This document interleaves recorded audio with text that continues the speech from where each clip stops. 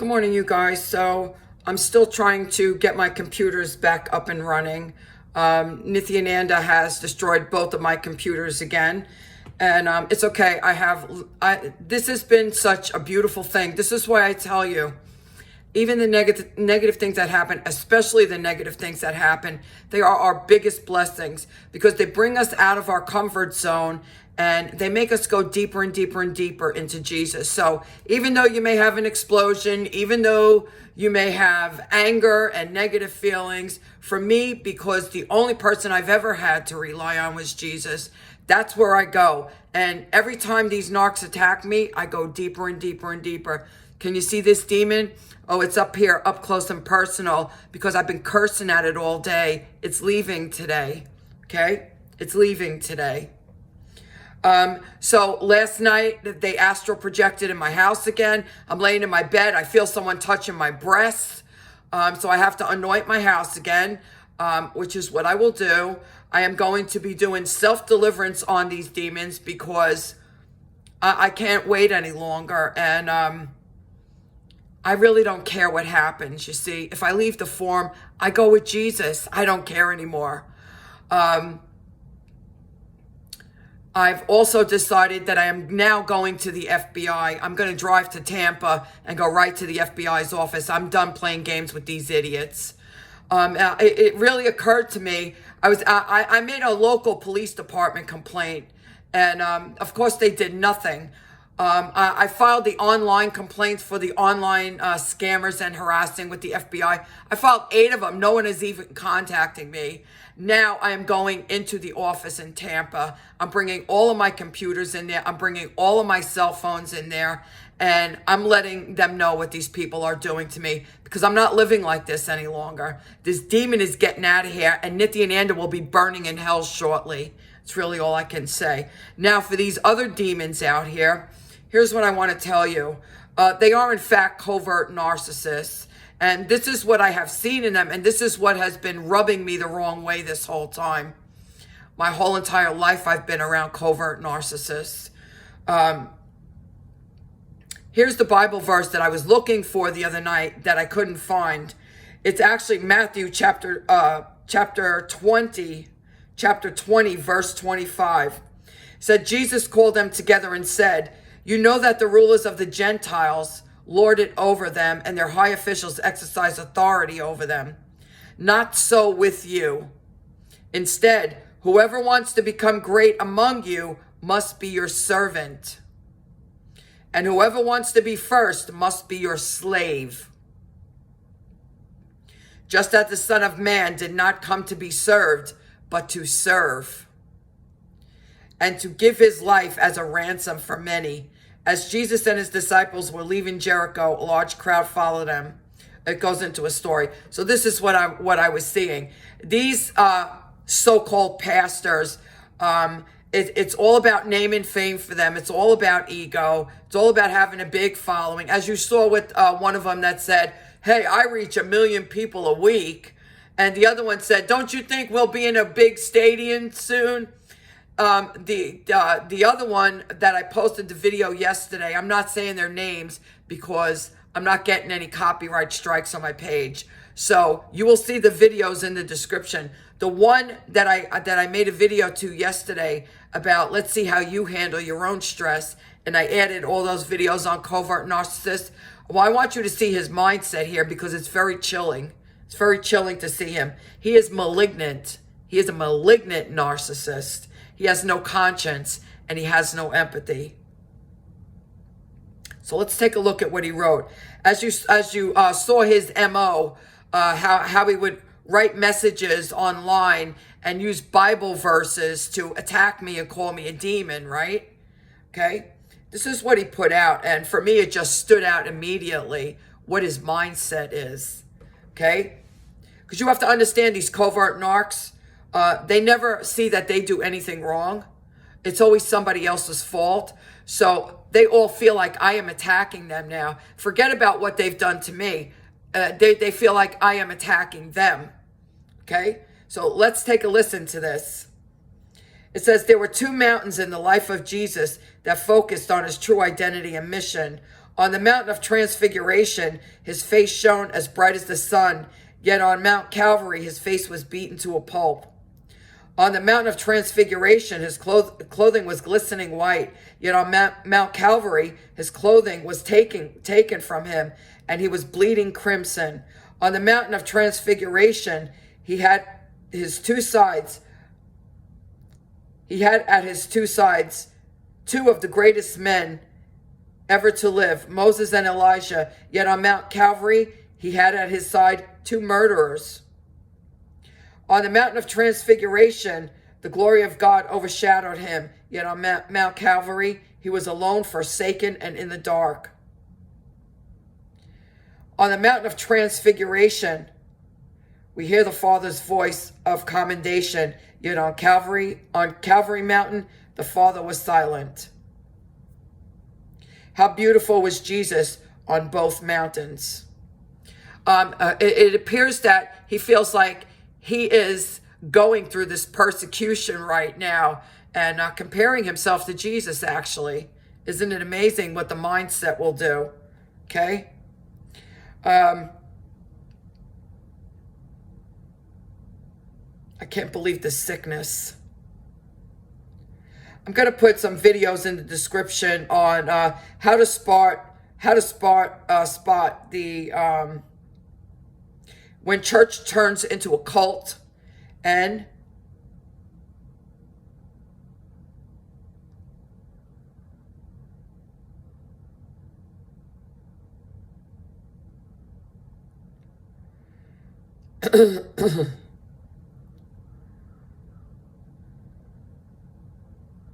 seven signs of covert narcissists to watch out for.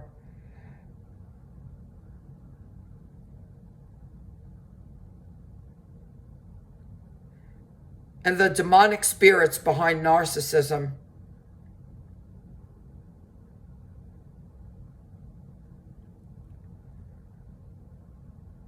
There's quite a few. I'll put as many as I think I need to.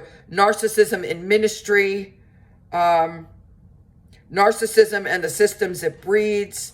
The one that made his video yesterday about how to relieve stress. He also put out one last night. You see, it's implosion now. Now it's all about pumping out all these videos to show that this is not affecting him. His actions state it all. His actions state it all. Okay? But the last one he put out, it says it's only getting worse. So he's being persecuted now. And the message is that everyone in the world is going crazy and it's gonna get worse. This is the narcissist's favorite tactic, is to say that anyone who outs them is crazy so that no one will listen to them. You have all seen this with the tarot demon. You have all seen this with Nithyananda. You have all seen this with Sarah Landry. They all behave the same. That's what I can tell you. There's another one here, 5 forms of gaslighting and how to resist it. What is a trauma bond and how can you break it? All things I've talked to you guys about.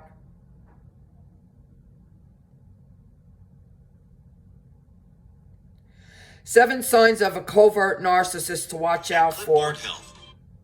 I'm just going to read what she wrote in the description here, and you can listen to the video. The video is actually very good. So number 1, they have a grandiose sense of self-importance. Like I said, who wants to be a mega pastor teaching in a stadium like Billy Graham? Who's the one that says, oh, I reach 1 million people a week? They all have this grandiose sense of themselves, of who they are, and that they're special. Remember the testimony. God saved him so many times because he's so special. This is what this is covert narcissism. Number 2, they are preoccupied with unlimited success, power, beauty, or ideal love. It's all about power, success, okay? They believe they are special and unique and can only be understood by or associate with other special high-status people, which you saw when 3 of them only showed up, but when they all 4 agreed to attack Alan Parr, okay? They saw Alan Parr as sub to them. and they're the ones ruling the deliverance ministry. They're going to show him how it's done. Okay? So they feel that they're special. They're the elite of their ministry, and they won't associate with anyone else, which is why a reasonable person, which is what I said, which is if you have a dispute in how things are done and what is most beneficial for people, they should have invited Alan to the show and debated with him live. That's what reasonable people do. What they did was covert narcissistic abuse. Okay?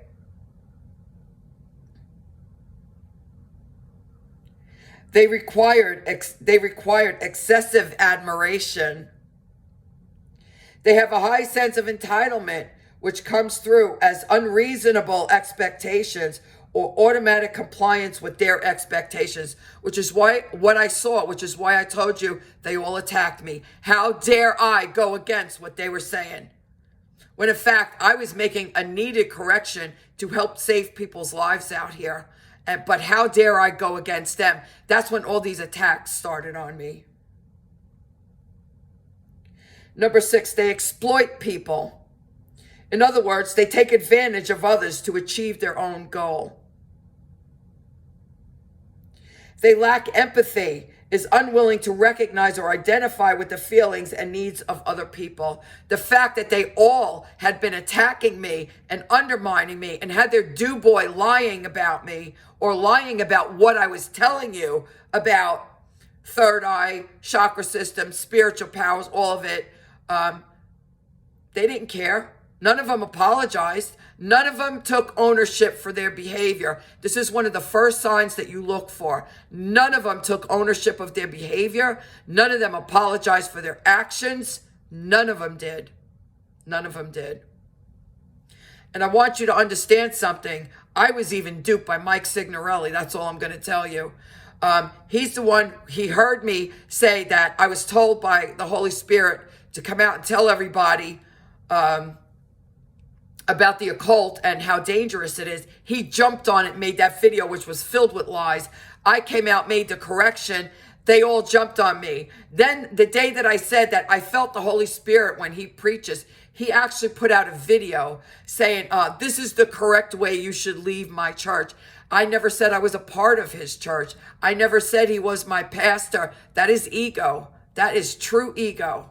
Okay? And when I came back with the video and I actually explained what narcissism was, he put out another video screaming about New Age. Screaming about New Age. He's like a little kid. He gets his feelings hurt and then he attacks. Okay? So after all that stuff with Alan Park came out, I made a video and I said I didn't even watch it because I can't stomach these people. The very next day, he had the do-boy on his show talking about New Age. He's a spiteful little boy and he does things to spite people. So he absolutely is a covert narcissist. Absolutely. You will hear by the things he says, we don't want an audience, we want an army. Therefore, send your money. We want to do a world tour. Send your money. We want to get into the stadium like Billy Graham. Send your money. Be a part of the army. There are no watchers here. Be a part of the army. Send your money. Sow into the ministry. That's what they all say. That's what they all say. So 7, they lack empathy and are unwilling to recognize or identify with the feelings and needs of others. They are envious of others, or they believe that others are envious of them. And you will notice that all of these things apply to the tarot demon, and that one especially stood out. She is constantly out here telling people that I am envious of her, when the facts are, you've seen over and over again. I innocently showed you a picture that I painted of an angel. She right then put down my picture of an angel, and that's what she started painting was angels. I stopped teaching Nisargadatta and was led back to the Bible. All of a sudden, she started teaching out of the Bible. Then she named her tarot cards the Holy Spirit read, which is an absolute abomination. Then I started teaching Nisargadatta again, and she went back to teaching Ramana and tried to call me a liar again. to say that I don't know what I'm talking about. She is an absolute covert narcissist. Absolute. And she has pathological envy from me. These people do not attack anyone that they are not envious of. This is why they attack people. They are envious of us.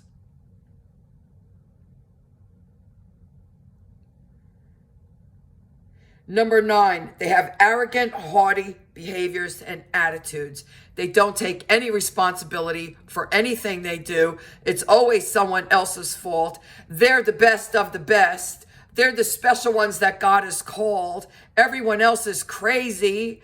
I heard this malignant one last night. I didn't watch it. I clicked on it and God brought me right at the perfect point. What he actually said was, I don't believe that I lose my, when he's saved. He doesn't believe he loses that when he sins.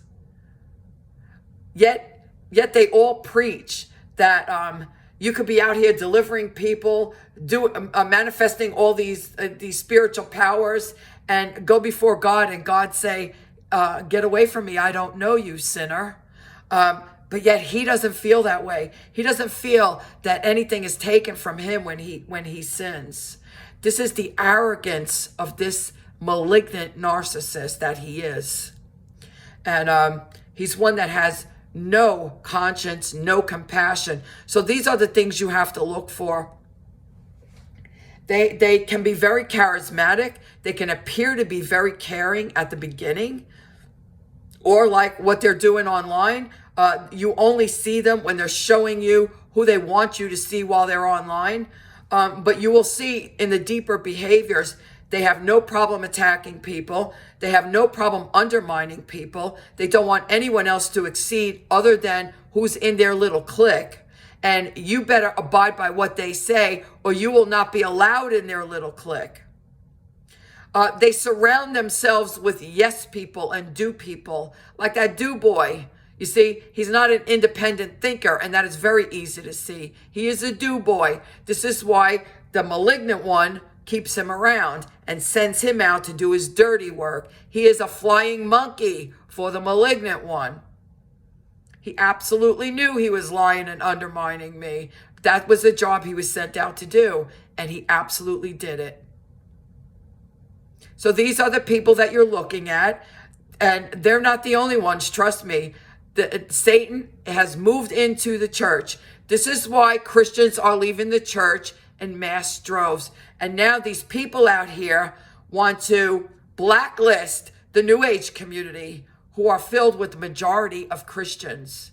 So you're seeing their own haughtiness, arrogance, no compassion for other people, no care or concern about the suffering of other people.